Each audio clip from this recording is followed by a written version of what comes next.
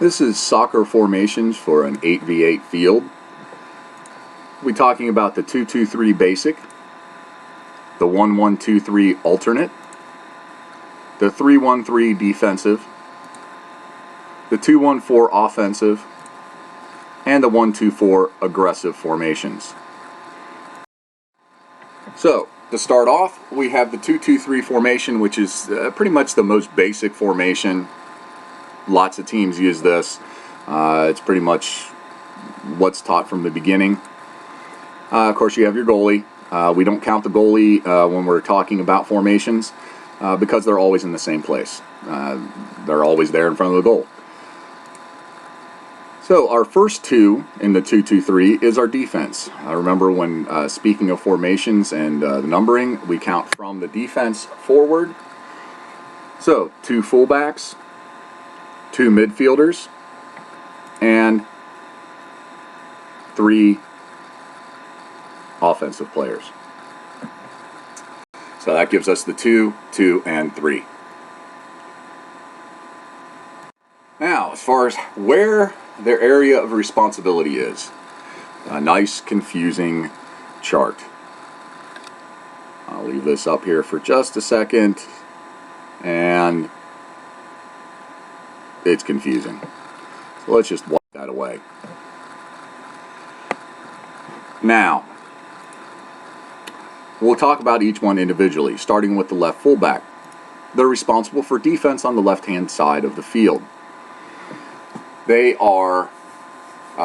This is their area of responsibility. Notice that they are only on the left-hand side of the field, crossing over to the right just slightly, by a few yards, never running down into the left corner to help defend.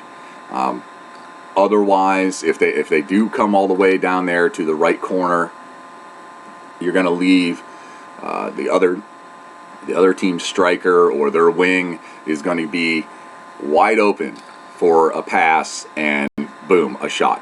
We don't want to let that happen, so we got to play our position. So the right fullback, responsible for the right side of the field on defense. Again, there's their area of responsibility. Like I said before, they don't necessarily want to be running over there to the left-hand side of the field and gumming up the works there. That's very common for younger players to want to bunch around the ball. It's something we want to try to avoid. Staying in your position gives us a much better opportunity to defend and a greater opportunity to score when we have the ball on the other end of the field. So midfielders.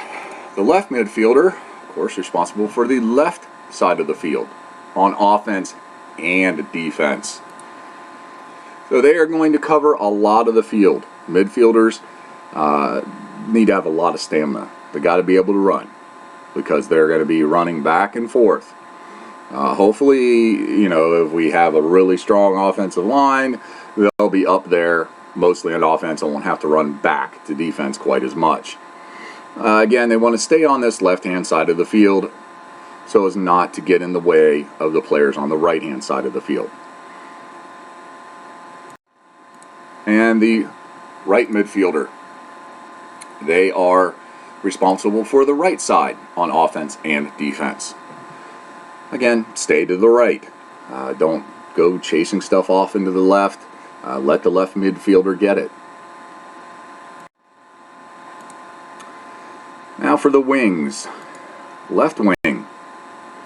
They're going to be responsible for the left-hand side of the field on offense.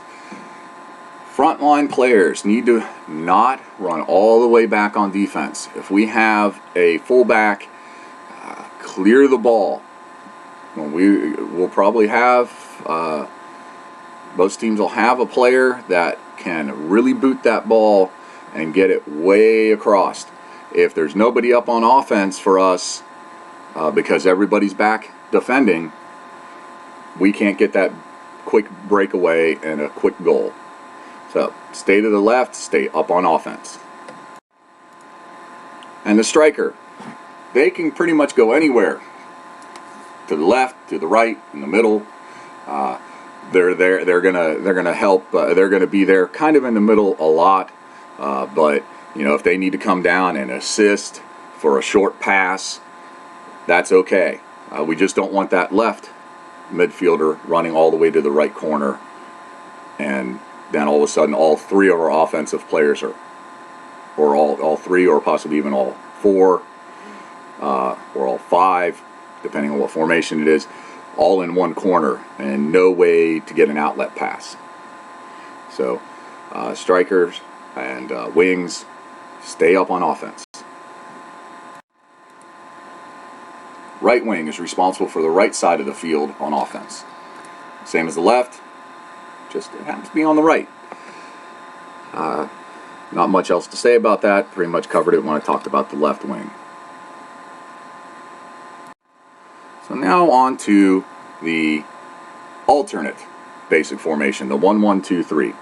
The difference here is the way that we set up our defense. Instead of having two fullbacks responsible for the left and right side, we have basically a front defender and a back defender.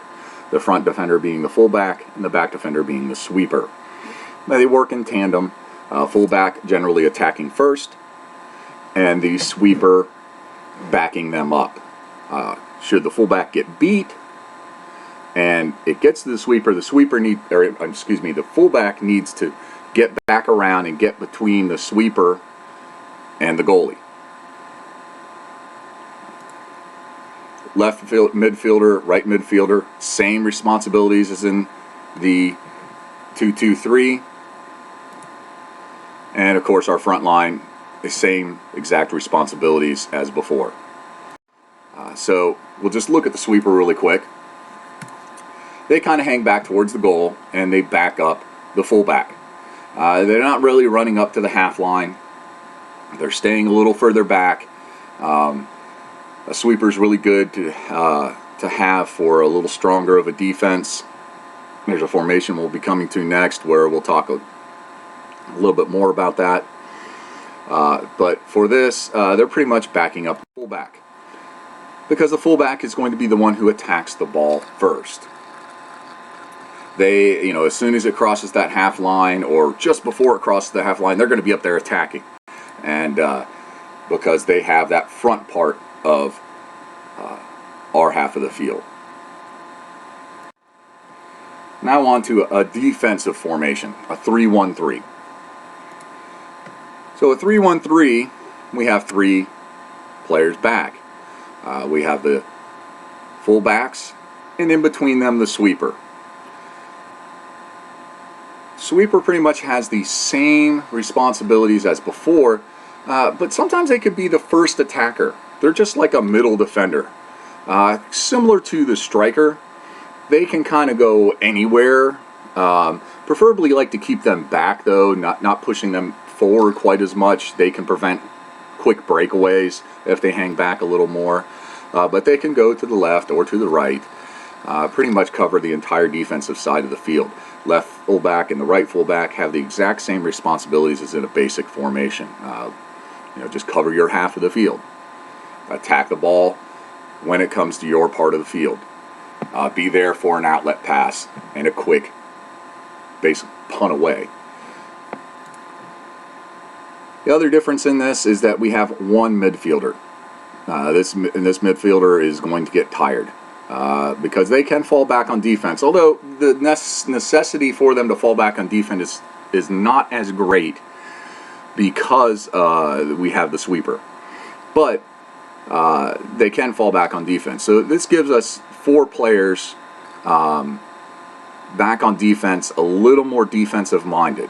This midfielder tends to not charge forward to try to help get the passes off on offense. Not that they can't, but we kind of want them to hang back a little bit. We might use this like if we're up by a goal and we just really want to prevent that team from scoring anything.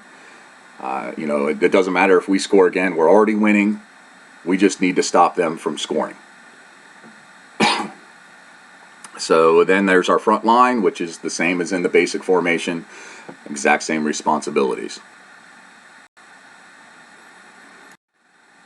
So now for an offensive formation, the 2-1-4.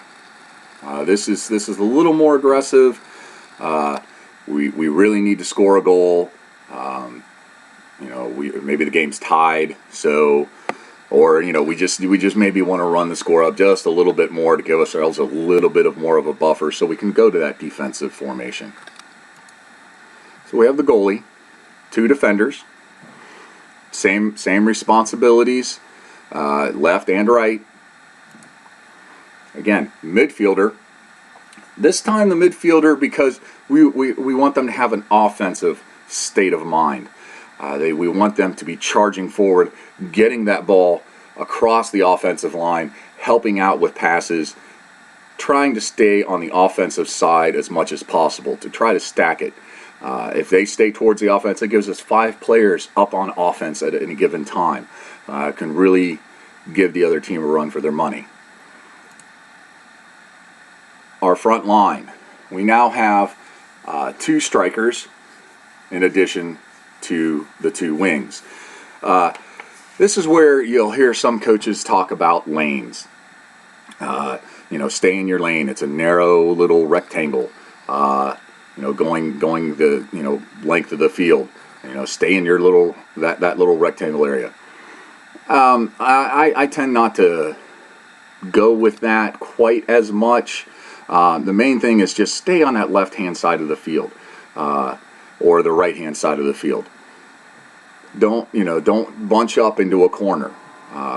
This gives us more opportunities to have a couple players out in the middle of the field when the ball gets down in the corner, to be able to get that quick, cross pass over for that goal. So again, just kind of stay in your general side of your part of the field.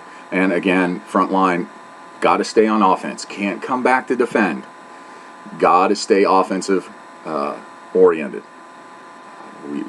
Like I said, if you're using this formation, you're wanting to get a goal scored. That's the whole idea of this. Got to get that quick goal.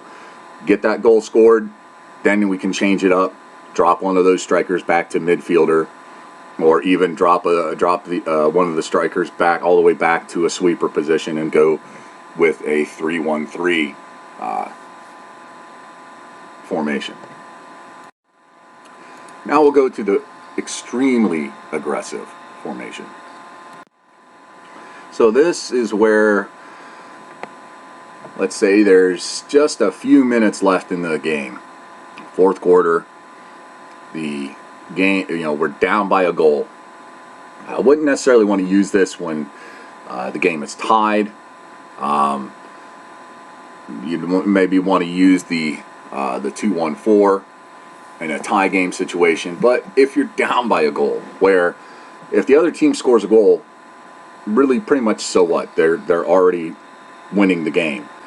But we've got to get a goal scored to at least tie the game, to go to a shootout, or however the particular league decides to end ties. So this is completely and totally goal oriented. Goalie and a fullback. That's your defense. Fullback is responsible for everything. They've really got to pay attention and get on that ball quickly. We will have 2 midfielders. Their area of responsibility is pretty much the same as in a basic formation. Sometimes one of them might be a little more defensive minded and hang back. We want to try to, that we need that, because we do want them to not allow a goal to be scored, but we really just want to get that ball pushed forward up to the front line. Help get that pass in there, help get that goal set up. And the front line is it's the same forefront that we saw before in the 2-1-4. So same general areas of responsibility. Stay on the left, stay on the right. Get up, get the ball pushed forward, keep it on the other team's end of the field, and just get shots off. That's what this formation is all about. Get those shots off. And that pretty much covers it. So hopefully this will give you a better understanding of some of the general formations to use in an 8v8 game. There are others. These are pretty much the common ones that are used. Like I said, some coaches will teach more lane type, very narrow area of responsibility. That's okay with a little bit older kids, but of course, once you get to older kids, you'll end up with a 9v9 field or the full-fledged 11v11. And then there's all kinds of extra formations that can come into play. But this is what we have to deal with now, and hopefully you found this informative.